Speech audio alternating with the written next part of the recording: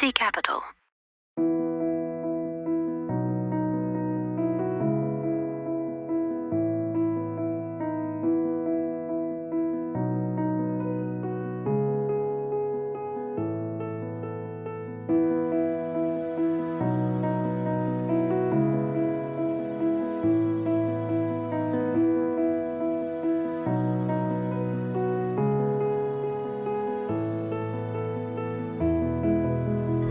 Easy Capital.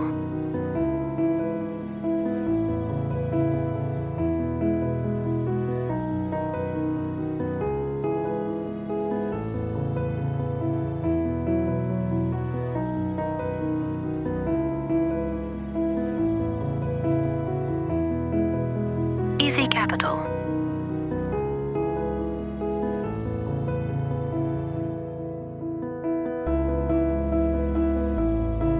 Easy Capital.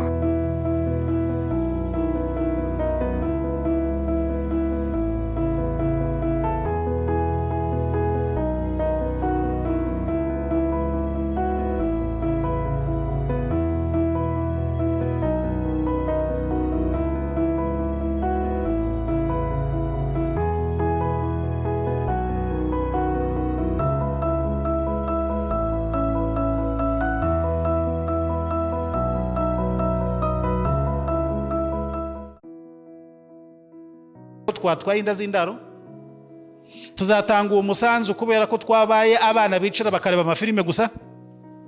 Iyi niyo myaka yanyu yo gushaka ubumenyi.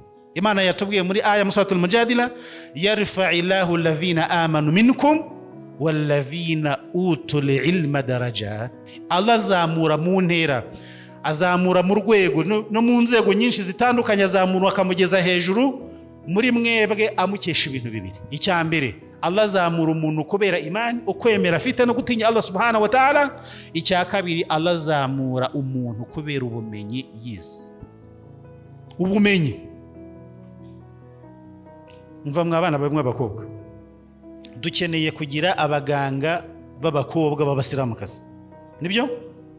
Dukeneye kugira abenjeniyeri, dukeneye kugira aba IT, dukeneye kugira abayobozi mu nzego zitandukanye, mu minisitiri w'umusilamukazi, umudepite w'umusilamukazi, umugitifu w'umusilamukazi, umuyobozi w'ikigo runaka cyegamiye kuri leta cyangwa cyabikorera, umuyobozi wa ONG. Dukeneye abana b'abasilamukazi bize. Wowe rero iyo wicaye ukumva ko kureba filime, ukabuzi seri zose Rocky yasohoye, ukabuzi igihinda aho kiva kikagera, hari umuntu wigeze azamuka mu rwego kubera yarebye filime 1000. Mwaramwumvise? Ndabizi ko mukunda amafilime, sibyo se? Umuntu urimo kwiga, ufite ibintu arimo kwiga, n'urimo kureba filime, ejo ku isoko ry'umurimo abantu bose bazaba bakenewe. Oya, nababwiye ngo turimo turaganira. Hari umuntu muzi ufite ahantu yageze kubera kureba filime nyinshi zisobanuye n'izidasobanuye? Uwo muntu hari uwo muzi? Nese umwana w'umukobwa babwira kujya kwiga, kumva ko agomba kwigira mu bahungu, ejo bigashiduka yabyaye, hari umuntu mwigeze mwumva hari urwego yagezemo kubera ko yabyariye iwabo? Imyaka rero mugezemo mwabana mwe ni imyaka yo gutangira kwitekerezaho, ugashaka ubumenyi. Ubumenyi ukabushaka mu gitondo, ukabushaka nimugoroba, umwanya wawe wose, kugira ngo ejo uzagire icyo wimarira, ukimarira ababyeyi bawe, ukimarira idini yawe, ukimarira igihugu cyawe. Nuko ugomba kuba ufite iki? Ufite ubumenyi, nibyo? Kandi imyaka yawe yo gushaka ubumenyi ntabwo ari yayindi yatambutse twavuze wari umwana. Nta nubwo ari imyaka ejo uzaba urimo y'ubukuru n'ubusaza n'ubukecuru, umaze kugira abana bangahe ubu urimo kwita ku bana. Oya, iyi niyo myaka yawe yo kuvuga ngo ngomba kwiga iki gishobora kuba cyazamfasha. Maze kubisobanura amakanya yuko hari byinshi usabwa kwiga kugira ngo wowe ubwawe ejo uzaba ufite urwego uriho. Urasaba ababyeyi bawe imyenda, urasaba amafaranga yo kujya muri salo, urasaba telefone, buri kintu cyose urimo urabwira mama cyangwa urabwira papa cyangwa urabwira undi ukurira uti ndashaka iki, wampaye amafaranga yo kugura iki. Nibyo, ariko se nibyo uzahoramo? Uzahora ubasaba gusa, bazagera nubwo basaza, bagera nubwo baba bakecuru kirimo kubasaba? Urumva byashoboka? Abana muranyumva? Aya yakubwiye ngo Allah niwe ubivuga, yarfa'illahu alladhina amanu minkum, Allah azamura babandi bemeye muri mwe, walladhina utul ilma darajat, na ba bandi bahawe ubumenyi. Ubumenyi nicyo kintu cyonyine umuntu adashobora kubona atabanje kukirukanka.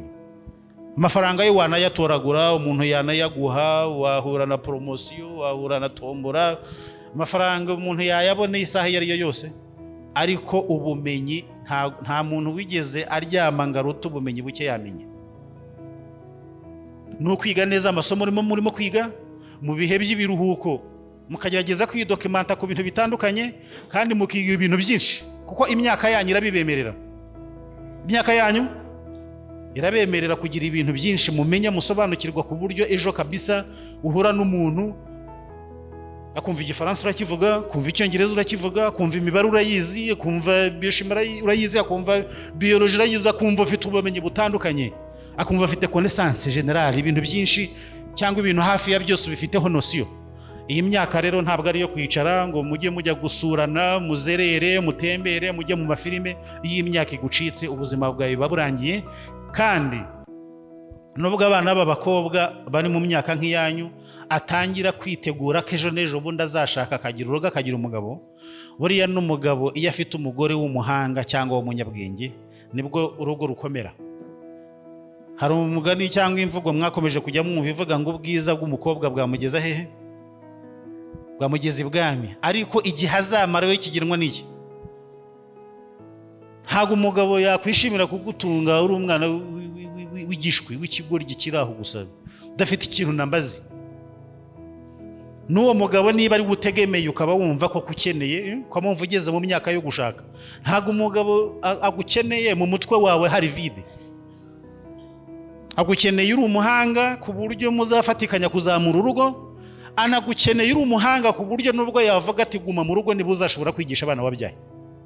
Anagukeneye kubera ko nyine uri umuhanga, akubwira ibintu ukabyumva cyangwa ukamwunganira, ukamubwira utari ko ibi bintu wapanze gutya ibintu kubyumva nanjye mbifiteho igitekerezo, akavuga ati cyakoze mashallah umugore wanjye ni umunyabwenge.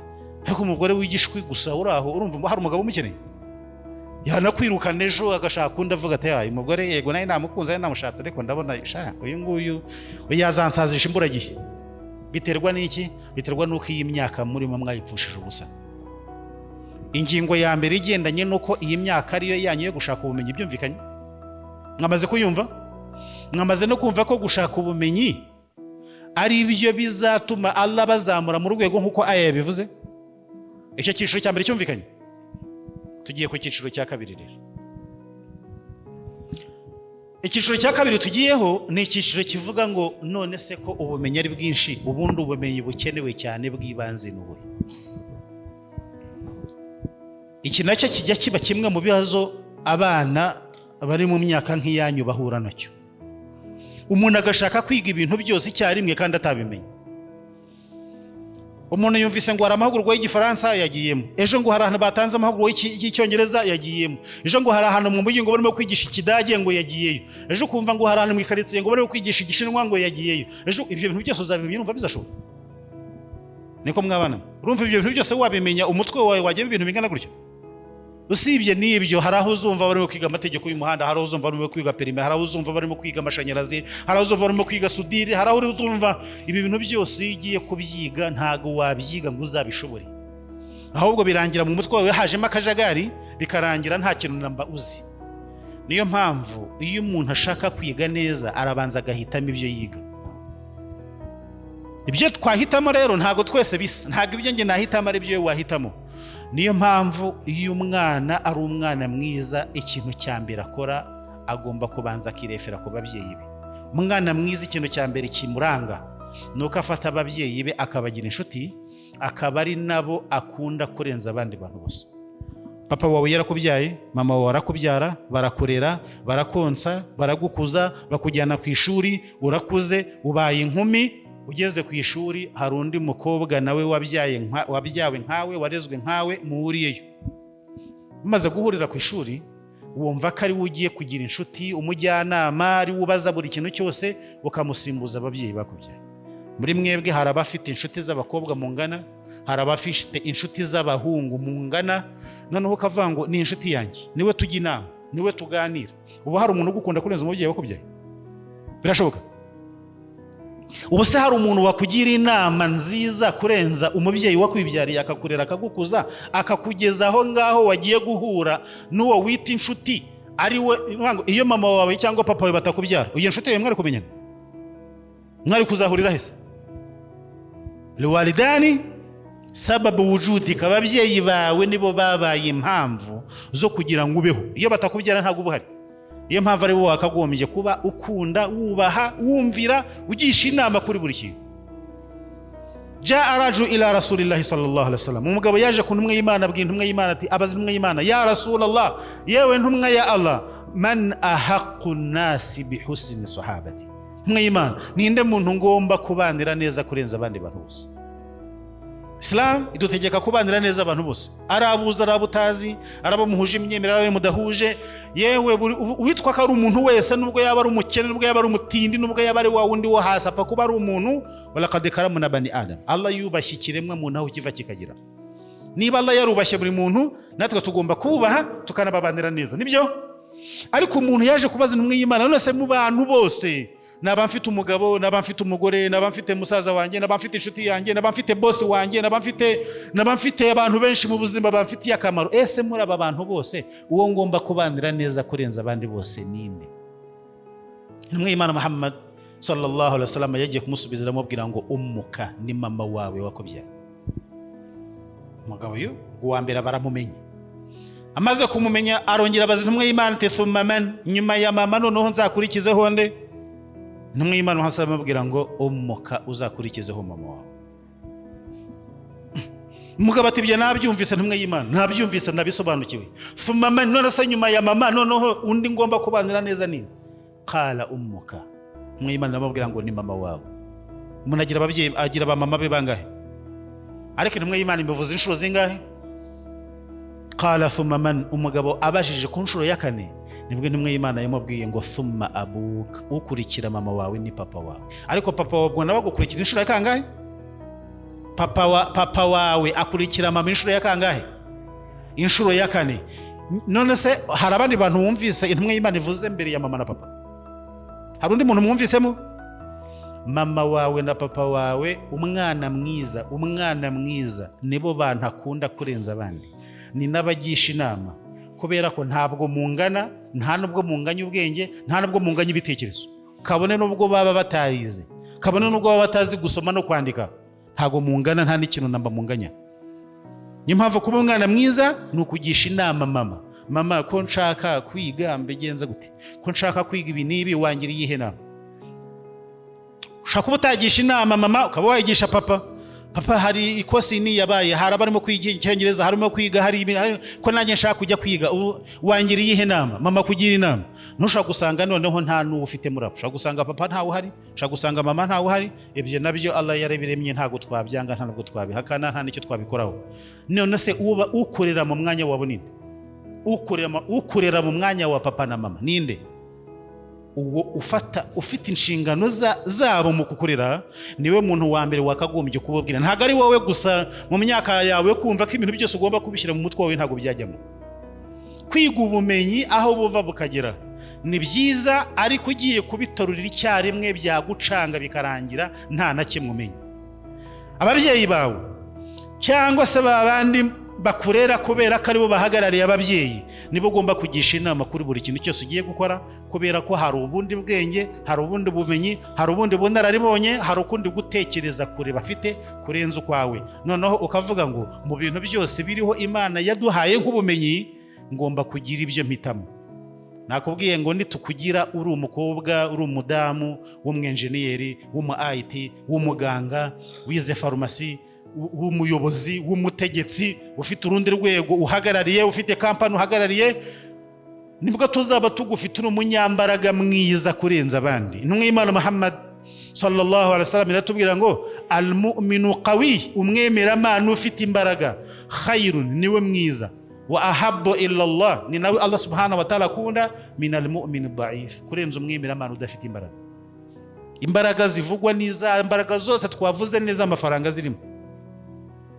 Ujye mu musigiti ugiye gusara ijuma, bavuga bati hari musabaka cyangwa ingando za Qur'an zigiye kubera i Nyanza kuri Shakirina, uhita uvuga uti ndatanga 1,100 kubera ko yafite.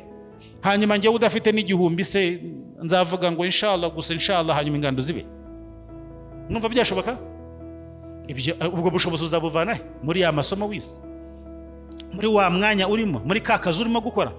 Nakubwiye ngo iyi myaka niyo yo kutangira kubitegura, nigucika uraza kwisanga aho kugira ngo ugire icyo umarira umuryango wawe, ugire icyo umarira idini yawe, ugire icyo umarira igihugu cyawe, uze gusanga ahubwo wamaze kuba umutwaro kuri twese, kubera ko warangaye ukigira mu mafilime, ukigira mu bintu bidafite akamaro. Hanyuma